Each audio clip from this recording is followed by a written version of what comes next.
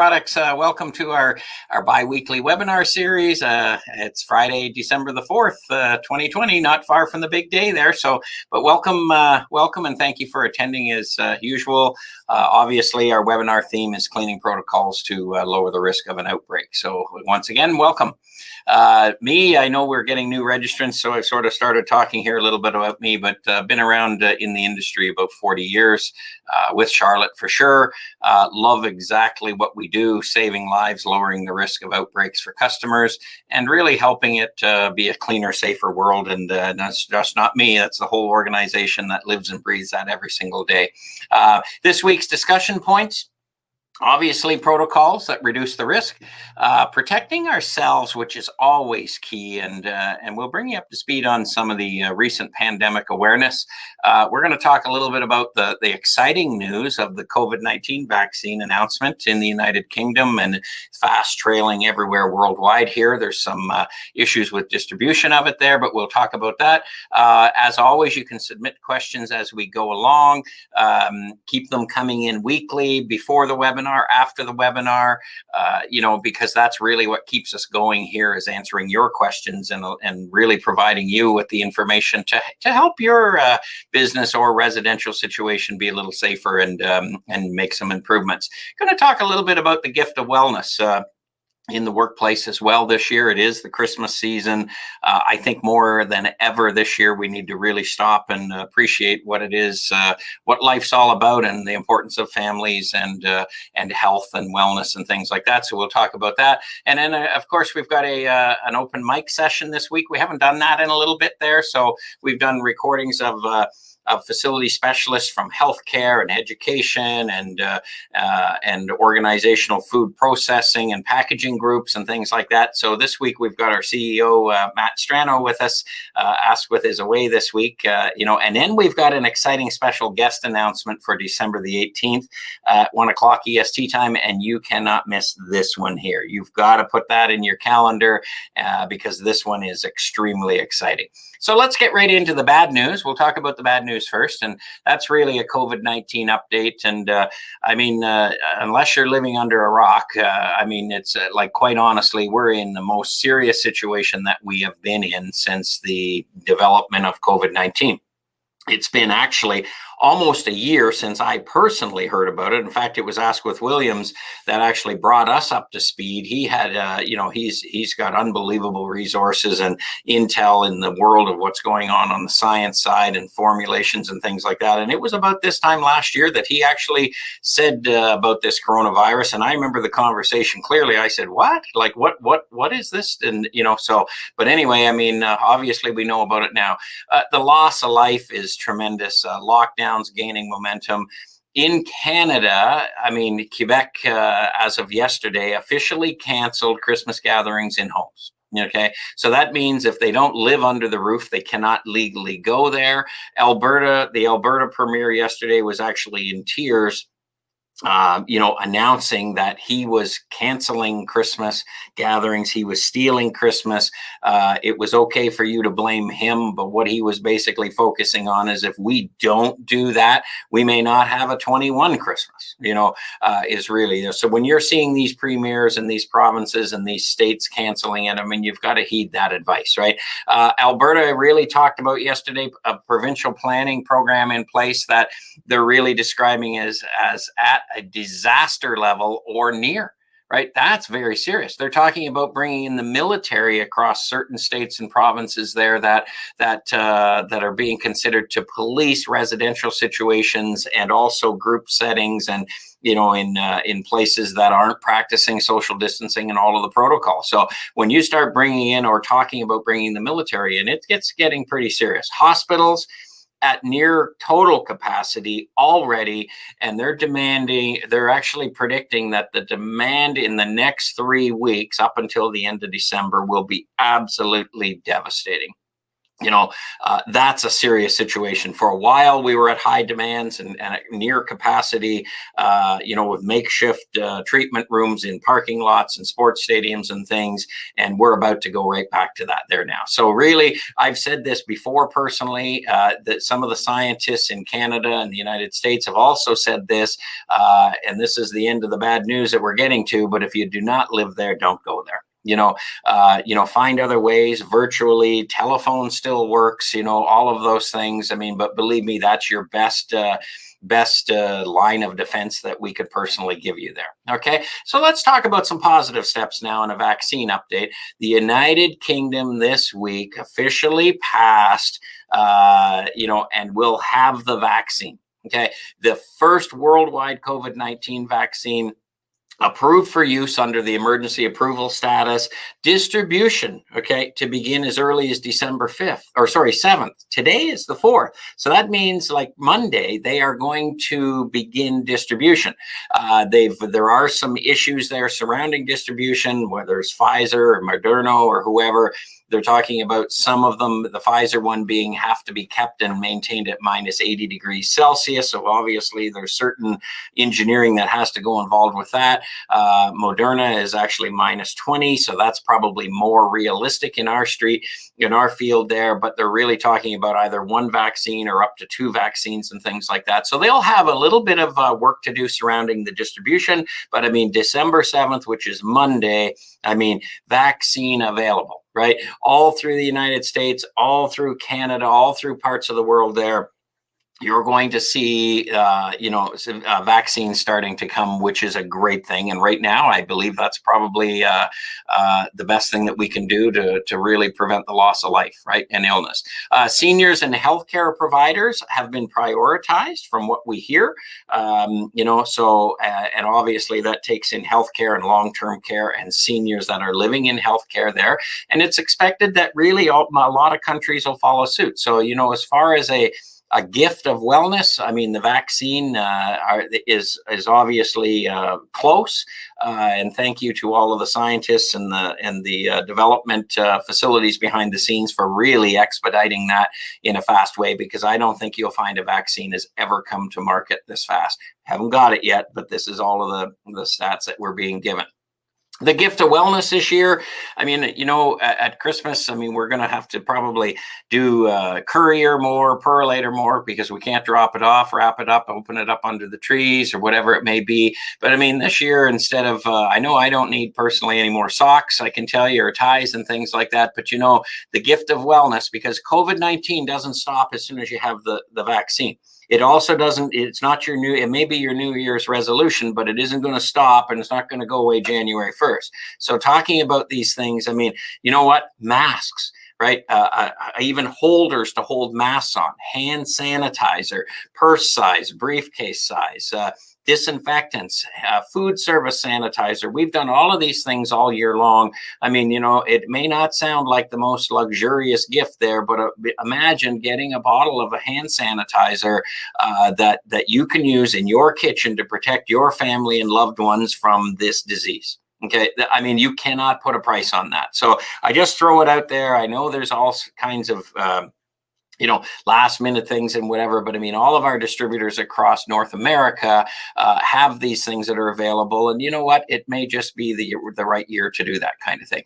As always, we talk about, the largest area of failure, and we field hundreds of calls. And I hate to sound like a broken record, but using the right disinfectant, making sure it's registered, reading and understanding the label. And we know you're reading and understanding the label, because what we're getting each week is we're getting people that call us and say, do we really have to do this? They read the SDS sheet and say, geez, this looks a little aggressive as far as chemistry goes. Is it safe? And we come back, and we're one of the only ones that supply an SDS sheet for a lot of disinfectants in a ready to use format as well, which is key. So again, it always talks about diluting it properly, and away we go. So read those things. They're there for your safety. They're not there to be intimidated by the product. Disinfectants and sanitizers are more aggressive chemistry.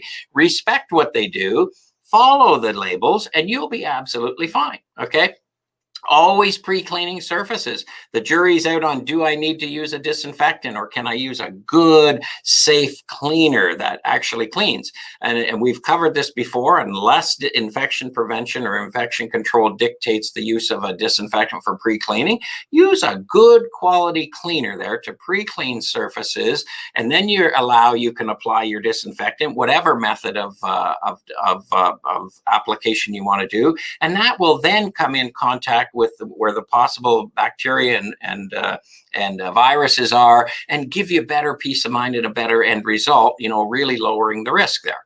Respecting dwell time, what we will, and we'll talk about it probably a little bit today with Matt, where is some of the dwell times are expected to decrease.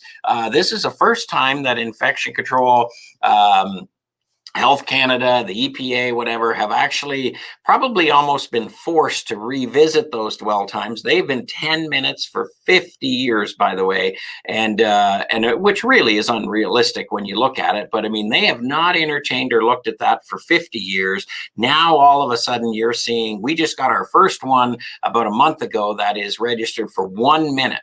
Okay, in the United States, that's great. We have them in Canada for 5 minutes, but we've got them in now for submission for 1 minute. Our ES15 that we have right now is a 5-second sanitizing claim. Okay, so make sure, again, the importance of reading that label, and obviously potable water rinse around those that are sensitive, and food contact surfaces and things like that. Okay, so these, I mean, if you're really looking for proper disinfecting protocol, that's the 5 steps. Okay, without doubt there. So now, with that being said, we're going to go right to our open mic session, because we have a lot of questions, and we've got Matt Strano with us here today, who's our Charlotte Products CEO for North America, and so I'll go back to my position here, and we'll introduce Matt there. So are we ready? Are we ready? Yeah. Okay. So Matt, welcome. Thanks, Jim. Thanks for having me. Great for stepping in. Asquith is apparently he's taking care of what? Well, you can't replace Asquith. Yes. I think I'm a placeholder this week, but yes. Asquith is out in the field. It's been a while that we can even say that, because we've been in the production facility since the start of the springtime. But Asquith is out actually helping our customers today. So he's asked if I could sit with you and have a conversation. Well, that's good. That's it. I don't know what I've done wrong, as a matter of fact. But all the more power to Asquith, because he's out there, and we've got a good team of resources that we can rely on, any one of us as a general rule, to go help the customer lower the risk. Right. It's the and you guys have been speaking about it since day one of the webinars, Jim. It's about the knowledge transfer. Yeah. And sometimes you have to be out in the field and be in front of the customer to help with that. And technology is great, but and Asquith is probably one of the best in the industry to transfer knowledge to our customers to help them be better. Yeah, for sure. That's personally where I've learned. I mean, you can sit down and read all the literature and all the manuals and all the training documents that you want, but I mean, really being out in the field with the customer, listening to them, I mean, that's really been one of our traits over the years. Well, you taught me. I mean, in this industry, when I came on board, it was your phrase is always, literature is one piece, but then taking the product and actually applying it in the field and doing the job is where you really pick up that knowledge. Yeah. And it's more important today than ever, as we learn with disinfecting, with the questions that we field still to this day, and how to clean and disinfect properly. Yeah. And that's been our number one challenge, is how do we get that message across quickly and efficiently so people do it properly. Yeah. That's some good points there, because that's really been, and every single one of our people in the facility, they learn, right? That you need to know what the product can and can't do in your mind, and what the customer's expectations are, and away we go there. So now I know this is probably a little Santa secret there, but Asquith's working on a new, can we say maybe a new disinfectant of some sort that? Well, we've. There's a lot of moving parts, not only in our production facility, but a lot with innovation. Yeah. Because Charlotte Products, as you know, you've been part of it. You're one of the leaders in it, and is bringing innovation to the marketplace. And so there's a lot of balls in the air right now, which hopefully we continue to move forward to help our customers be better. Yeah, I got the obviously know what's going on behind the scenes. I'm excited about 2021. I mean, I really am, just because what we know we've got, the things we've done, and actually I've just glanced at these questions. We got a lot of questions to get to here with production efficiencies and stuff, but the things we've done, from production efficiencies, from product development, from listening to our customers, to what, and this year, probably the largest year of ever, the questions, the responses, the involvement of facilities asking for honest help, so, and I know what's coming behind the scenes with some of these things that we're doing, and we got a lot of, it's going to be a good year. Well, right? I think number one is I'm with you on the enthusiasm of 2021, but more importantly, I hope COVID, we can put that aside. Yeah. But the one thing COVID has done is elevated our industry and the importance of clean. Yeah. So then it's on us to then continue with that momentum and be better. And 2021 for us is to help our customers continue with that momentum on cleaning and making safer spaces. Yeah. And how do we do that? Well, we educate, we knowledge transfer, and we bring innovative products to them. Yeah, well, that's your 3 circles of value behind you right there. It's our as a matter of live fact. And breathe every day. Yeah, it's true. So if I asked you, what do you think the biggest impact that we've done this year that you would say, made the biggest difference, or the most contribution? There's probably a lot, but what's the biggest one? What's the best one? Other than me, of course. Well, as you know, it's every day we're making different decisions based on the fluid market and the fluid situation. But I think, Jim, if you look back, and it's not what we did during this period, I think it's what we did prior.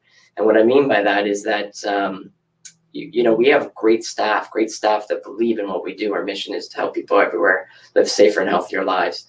And I think what we've done very well before is we've hired people. We've got passionate people that believe in that. And so when COVID hit, as you know, our staff, or our whole employee, we were here for 24/7. Mm-hmm. And the only way we were successful is we had people that believed in our mission, our passion. And so when that crisis happened with COVID, and still to this day, our team stepped right up. So we made a lot of decisions. Our people helped us make the decisions. But I think we were most successful in the fact that we had the team before that believed in what we did. Yeah. And then that's just allowed us to be who we are today. Yeah. I know we've talked about it before, and I just happen to have it here with us, with family of hand sanitizers, as a matter of fact. But I mean, our ES15, some people said, how did you have that ready in the second week of March? Yep. When COVID just got announced and come out? We're miracle workers, but we're not that good, right? So you're right. How long did this take to come to market? Well, sometimes, Jim, you're in the right place at the right time. But I think you create your own success too. And I think that's our first circle, is understanding the industry trends. Yeah. And that's every day where's the cut? And we learn from our customer, what the customer needs.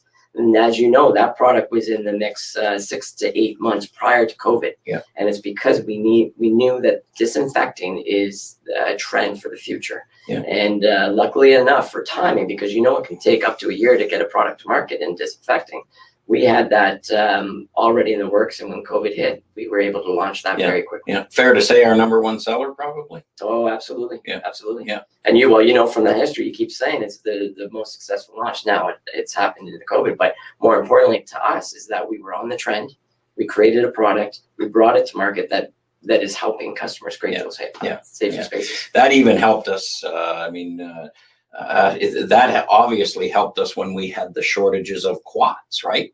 As well. We could spread product further and make sure every facility had something. So, that should really be called, you want to put it in the Jim Fleeler Hall of Fame. Well, it should go in the Jim Fleeler Hall of Fame, as a matter of fact, there. So that's good. So here's a couple of questions here for you, actually on ES15, and Chris has just handed them to me here. So this is Justin. Justin, meet Matt, and we'll go from there. But I've purchased several of your ES pumps. Okay, so that pump there. if you can just grab that pump maybe so everybody sees it. During the last 6 months, looking ahead, how is your inventory of the ready-to-use sanitizer in both bottles, the 946 and 3.78, and how is inventory of the pumps? And can we buy pails? This is a long question. Can we buy pails or drums at a more economical price? So can you? Well, yeah. Well, Justin, good question. I think that's what's done well over the last couple of months is supply chain. Our supply chain, our vendors have caught up in the demand. So to answer that question, yes, we have product available in all volume declarations and the pumps. We've ordered these pumps and we've got those in inventory.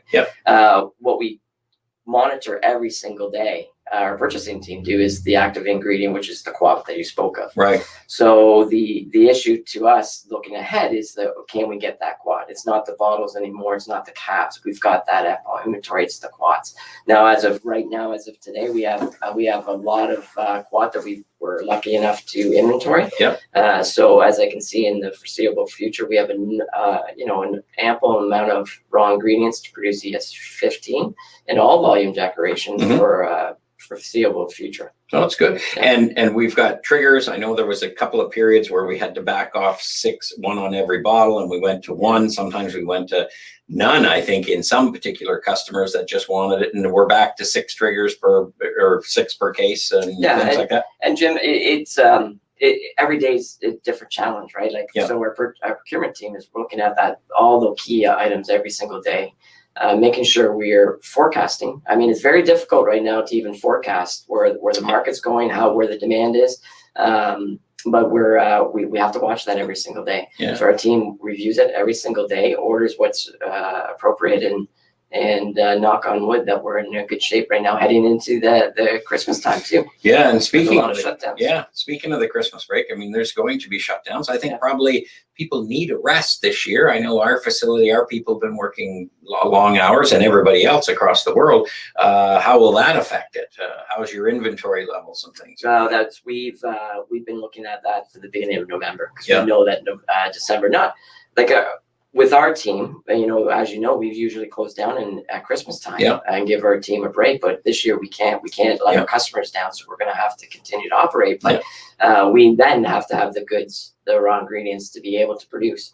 So we've been looking at that since November to ensure that we're working with our vendor partners, understanding their supply chain timelines, and making sure that we have adequate stock on hand so that we can continue to produce when other vendors might shut down. And then at the same time running shifts that, as you said, I agree, our people need a break. Our people need some time to R&R, and so we'll work it so that we'll allow people to have the time off as well. Well, that's good, and that's responsible. It's the right thing to do for sure.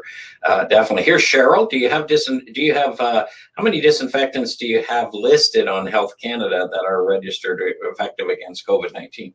Well, I've probably lost track of the number that are on the list right now, but we do have over half a dozen, I believe, that are on the list of Health Canada, and really hasn't changed much since the start of COVID when they created those lists. But we have enough product on those lists to take care of any customer's need. Yeah, good. And EPA as well. Yeah, so EPA has the same list. Yeah, well, we've got that in the EPA and Health Canada there, and I know there's a combination. It makes sense to say it, of ready to use and concentrated formulas, right? Yeah, for any need of use in the facility, we have that. You're using a dispenser control or cabinetry or whatever, ready to use, it doesn't matter. It's there. That's good. Well, and I on your talk before, Jim, you alluded to the fact of what is changing that we see that we've submitted is the label claims. So as we know, COVID is a very easy virus to kill. And now as we learn more, because we're, as you said in your preamble, we're a year into knowledge of learning how this virus works and how it reacts, that we are getting data back that we can hopefully come to market with different label kill claims timelines that'll be able to publish. Now it has to go through Health Canada. you alluded EPA. We've got products that are 1 minute kill claims now for COVID, and that we see that in the first of the new year, Health Canada authorizing those types of claims as well. Yeah, I think that'll be fast tracked. I know it's fast tracked. I know the governments have all invested in more people to do these types of things and whatever. And yeah, that's like I say, I mean, this is a devastating, unprecedented event. But I think we've always said we'll come out stronger on the other side. And you know what? We will come out with better disinfectants that are more facility applicable to their cleaning needs and things like that, right? That can help them. So yeah, I think, and like everybody, we've learned throughout the process of how this virus works and how it operates and how to do better with it. Yeah. Okay. Well, here's Robert here. He's this question came in before you, and it's probably already answered. But what's your forecast for plastic bottles and trigger spray heads look like throughout 2021? Oh, well, I think we're looking at it every day. I guess the pressure goes back to Jim to see how fast he can sell the product. But as of right now, I mean, our vendors have done a great job. I mean, like anybody, everyone got hit hard, couldn't forecast fast enough or ramp up fast enough. But everyone seems to be caught up and being able to keep up with demand now. But the challenge would be, Robert, we got to challenge Jim to sell more. Well, I'll try my best. That's for sure. There's one there, Robert, we might as well talk about it a little bit. This has probably been our biggest struggle of shortage. And this is our custom silk screen bottle for 64 in our ES72 program. And these are all, I don't know how the camera is, but I think you can probably see it, but these are all color coded with the color coded trigger heads and things that quite honestly, we thought we had good reserve, but I mean, the demand for accurate dilution through dispensing just went through the roof. And I think out of everything, I think that may be the area of sensitivity of shortage, maybe, but I think we've got a plan coming for it. Well, and I think to those, Jim, I think when the bottle suppliers obviously have to prioritize what they can produce. And we know with bottles, let's get the bottle. Number one is the number one priority to have the bottle so we can fill. Yeah. We know we can do secondary labels in the meantime. Until they can ramp up to do the specialty equipment to the silk screen. So we're hoping that in the first of the new year, the silk screeners will be back producing the customized bottles. But until then, we do have the secondary labels. Yeah. We do have color-coded triggers that are coming in, and we'll inventory those because, as you said, that's a great knowledge transfer program to the customer where it is color-coded, simple, push of a button, safe. And we'll get back to that. But again, for our vendors, I have to give them credit for actually being able to give us bottles. Now it'll be, once they can get the time and the ramp up to do the specialty, it'll come in the first of the new year. But again, I guess credit here. We ran out of the silk screen bottles, Robert, I'll leave this to you, but I mean, those color-coded laminated bottle or stickers, labels that go on there that have all the regulatory compliance. I mean, they're available. They're available today. They're coded. They're on the system. Any one of our distributors can get them. You can go through customer service at Charlotte. You can do all those things. So again, I think to that point, Jim, we reacted very quickly and we've got them online. So you don't even have to wait for. So you can print them at your facility. So yeah, that's a great because point. then you can go online, print as many as you want, get it onto your bottles. To the distributors can get it to the end users right away. Yeah, we've taught you well. You know all of these answers. Well, I'm learning every single day. That's good, and you've got to continue. I mean, without doubt, that's the best advice we could give anybody in any position is really that. So here's Rita. Thank you for continuing these webinars. Our entire facility uses them for updated training. We find them very helpful, honest, and we've incorporated many of them of the cleaning disinfectant tips in our facility. So that's good. Thank you, Rita. That's a nice comment. Tim, back in the summer, you did a session on your production facility and said that you were going to be making several manufacturing efficiencies, I should say. Can you provide an update? Oh. This one comes to you. And we only have another 10 minutes or so. We don't have till Monday morning. So.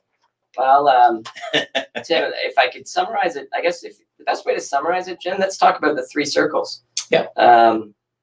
Circle number one would be your understanding the trends.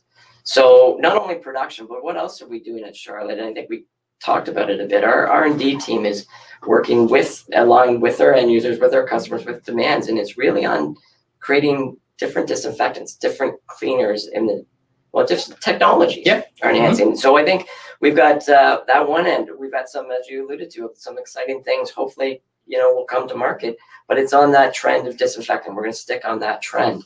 The second piece is then our second circle is taking that trend, creating best-in-class products. And if I speak to the capital purchases that we've made to help our second circle come to market, best-in-class products, we've done a lot. Yeah. You and Asquith showed the facility last time, and from then we continue to make capital purchases, tanks, any cappers, anything that I guess we look at the advice of our people.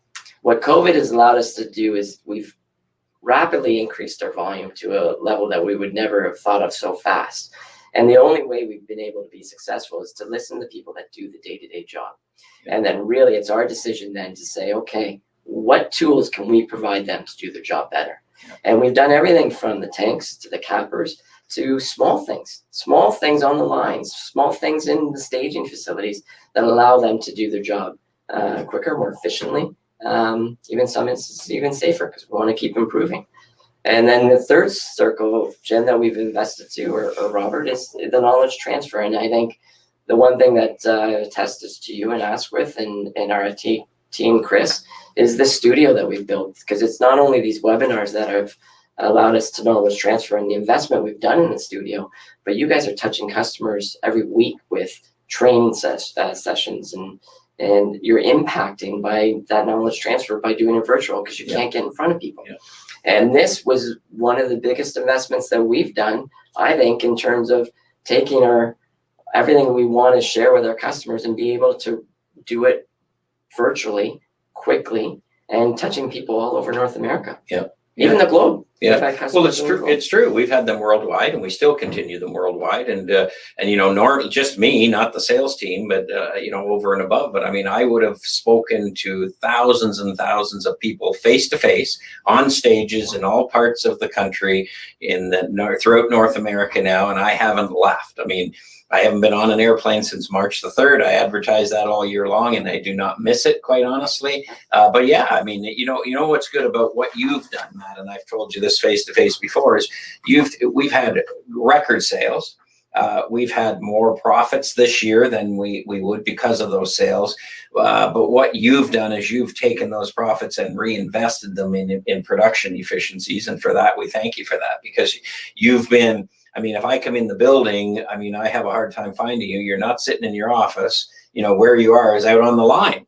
Well, they call me a bottleneck. Yeah, well, you are probably a bottleneck. But the question you asked, because I've heard you ask the teams down there, is what can we do to make your job easier? Where are your bottlenecks? Where are your restrictions and things? And I know I could name a dozen that you've actually implemented, and we want to thank you for that, because we that's just part of the whole team firing on all cylinders, really helping our customer lower the risk of an outbreak. That's what it's all about, right? And I think, Jim, it's not one person, it's everybody. And I think it's the advice we give and that we get from our staff. I think it's our job to eliminate those roadblocks and give them the tools that they can do their job better. And you know what? We've been able to, thanks to the Ambler family, that being reinvested back into our facility, and giving us the ability to do that. And I agree, it's been great for Charlotte, been great for our staff, but more importantly too, great for our customers. Yeah. So hopefully that answers. I know it's a long. We could go on for hours about everything we've done. Yeah, we know you could. That's why I warned you ahead of time. We don't have until Monday there or whatever. But that's a great answer. And Tim, that's a good one for answering there. And Robert as well. Here's Marguerite. Are you planning on doing another video update of the production improvements? I think. Well, Asquith has got to be star of the show, so we can't do. Asquith will be there for when it comes. What's funny, Matt, is we Asquith and I filmed that when it was freezing cold outside, snowing a little bit, but so cold it was unbelievable. And now we're back to the cold again. So it's time. And what I do know from the formulation deck alone, through the viewing window, it's been night and day difference in brand new mixing tanks and all of this stuff. Like, it's just, I remember it was the deionized water system in the beginning, that we couldn't make enough deionized water to make disinfectant. So what did we do? Like 3 or 4 times our volume. We put the machinery in place and things. those things are amazing. We'll toot our horn a little bit because it's all for the customer is really what it is there. So that's good. So, okay, well, we got to move along here. Here's Sammy. Our facilities faced many employee issues over the last 6 months. Being that you run a production facility, you have most likely been working extremely hard and long hours, of course, yes. How have you ensured the health and safety of your production team? Sammy, that's I think the number one thing that keeps me up at night, or keeps us, the management team, up at night, is making sure our staff doesn't burn out, but because they are putting in long hours. But I think the key is that we ramped up to 2 shifts very quickly. So we allow people to have the time to time off to regroup. We've given capital improvements to make the job easier too as well. And really, I think it's our management team and everybody just listening to our employees and talking to them and just having that pulse to see, hey, do you need a day here? Do you need a day there? And just being on top of things and talking to your staff and pitching in. Everyone, that's the most, we got to be proud of Charlotte, is everybody's pitched in. Everyone's doing it. And when somebody needs help, we have a teammate there to help somebody else out. And it's got us to where we are today. Employee wellness is number one. Absolutely. I mean, people have gone through a change in a dramatic change and a stressful and a life associated change and things. But Sammy, the other point though that I would say is that this has also brought a lot of positive excitement to Charlotte as well. Like our staff, because they're passionate about what we've done, they're so quick to chip in, and they love to see that we're helping so many people and the volume that's coming out. So that gives them the enthusiasm to keep going. Yeah, that's good. Well, our IT director's just sort of given us the 2-minute warning there, as a matter of fact. So you talk a little bit more than ask it. A little bit more. He told me to tame myself. That's that's good. Well, take advice from him, and you'll do just fine. Here's let me see. I got to pick some here. I'm sorry, I can't go through them all. Do you sell totes of alcohol-based hand sanitizer? Do you provide the shut-off valve and the hose to decant? I think yes, yes, and yes. I'm going to take your thunder. You're going to say that you sold that, but yes, Jim, that's on you. Yeah, actually, believe it or not, it surprised me, but we did sell many totes of hand sanitizer to education facilities and stuff, and you would wonder why on earth would a school board division want a tote of hand sanitizer? But obviously, refilling containers, sustainable, economical. Ample supply. I mean, there's lots of good. So that's a great question, Diane. Yes, we do. And yes, we provide you with the shutoff valve and the hose to decant, depending on the size of what you want to do there. So I think one more question. Here's Jacob. Is your ES64 364 disinfectant registered with Health Canada? Yes, it is. You can go online there now. Here's Gary. Thank you for sharing this ongoing information. I can speak for many and say that we appreciate you taking the time to educate us.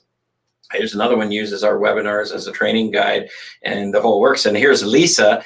Is it true that Santa may be on the next webinar, and would it be good for my children to watch? Well, I think I know you've kind of alluded to it again, but next 2 weeks from today is an exciting day for Charlotte and our customers to tune in. Yeah, I think you don't want to miss Friday, December the 18th at 1:00 EST time. But Jim, you better be good for the next 2 weeks, because it's going to be pressure points on you to be your best behavior. Yeah, I do believe that if weather permitting, that Mr. and Mrs. Santa Claus could be here.